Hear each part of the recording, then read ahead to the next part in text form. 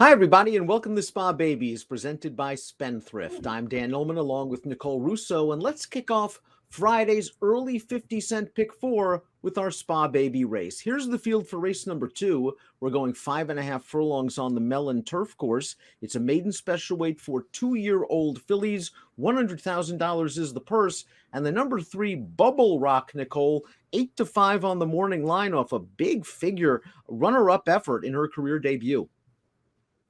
Yeah, she posted a 79 buyer speed figure in her debut. That's very close to, what is considered a brass ring for 2-year-olds at this stage of 80. Certainly a promising debut, but as we often say on Spa Babies, I will say to watch the board for this race because I did see a couple of alternatives to that very strong looking favorite.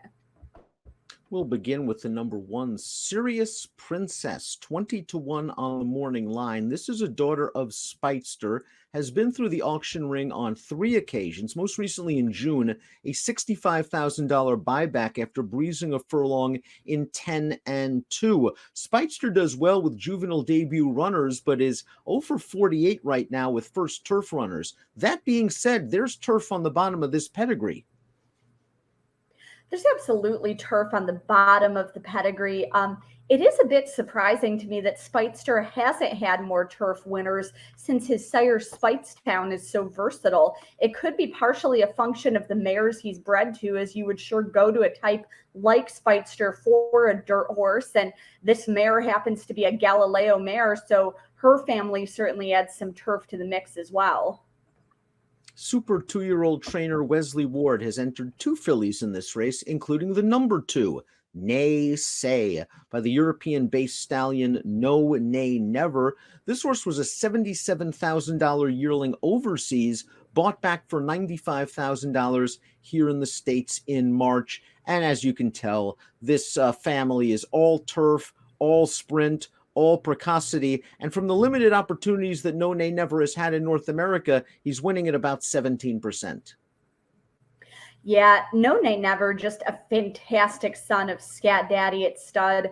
This is his 4th crop of 2-year-olds. No Nay Never was a Group 2 winner at the Royal Ascot meeting as a juvenile. He was also a Group 1 winner in France later that season. As you would expect, he has quick starting juveniles. He's got 32 career stakes winners already, connecting as a solid clip with his relatively limited opportunities in North America as opposed to his European base. And Naysay is coming up to Saratoga off a bullet work at Keeneland for Wesley Ward. And in terms of 2-year-old shipping at this time of year, I like that she's going north. We've had very hot weather in Kentucky recently. It's going to be a little bit cooler up at Saratoga. I like that angle with horses at this time of year. Let's watch the career debut of our morning line favorite, the number 3 Bubble Rock, going 5.5 furlongs. She takes a little bump here. She's in the gold silks, the number 4. She makes the lead, and she is run down late by Lady Danae. There was a quick pace. She made the first move into the pace.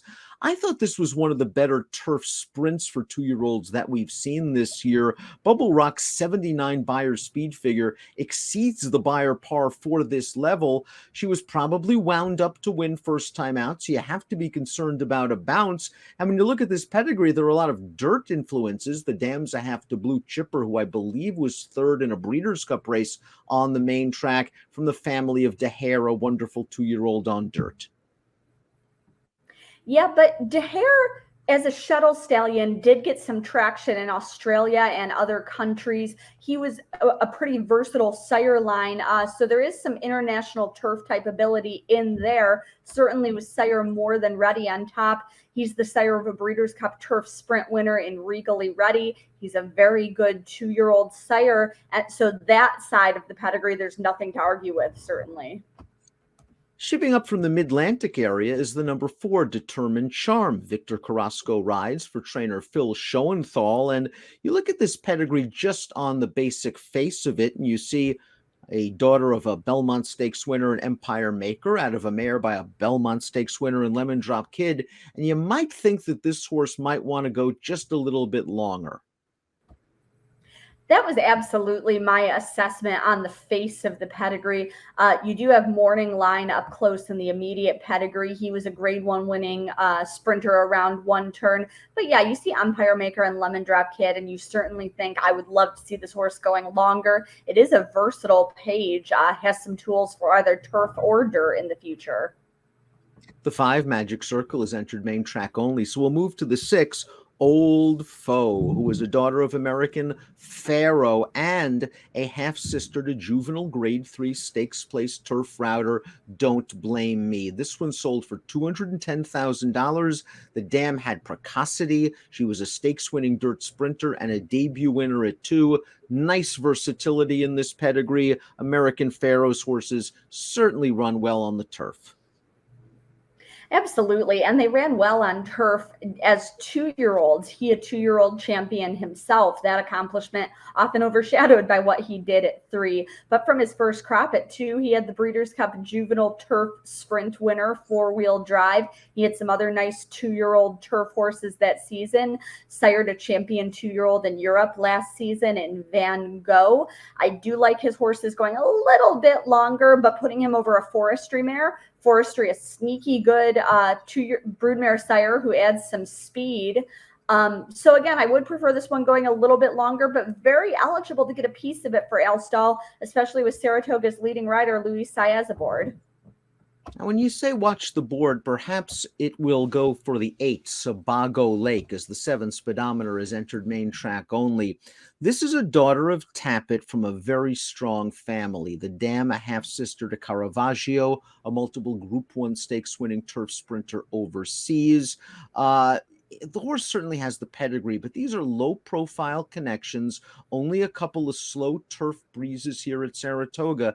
If this filly takes some money with Ricardo Santana aboard, I think it's a very good sign. Absolutely. And this is just a beautiful pedigree for 2-year-old success. Tappet, they can do a little bit of everything. I do like them going a bit longer. That seems to be a theme with some horses in this race for me. But he can sire precocity. He's had a couple of 2-year-old champions to his credit. And you look at that female side of the family, and it's all speed, as the dam is half to Caravaggio and to My Jen, who is a very good graded winning dirt sprint mare in a tough division. Caravaggio has come out firing as a freshman sire this season. That adds to the, overall impression of some precocity in the family.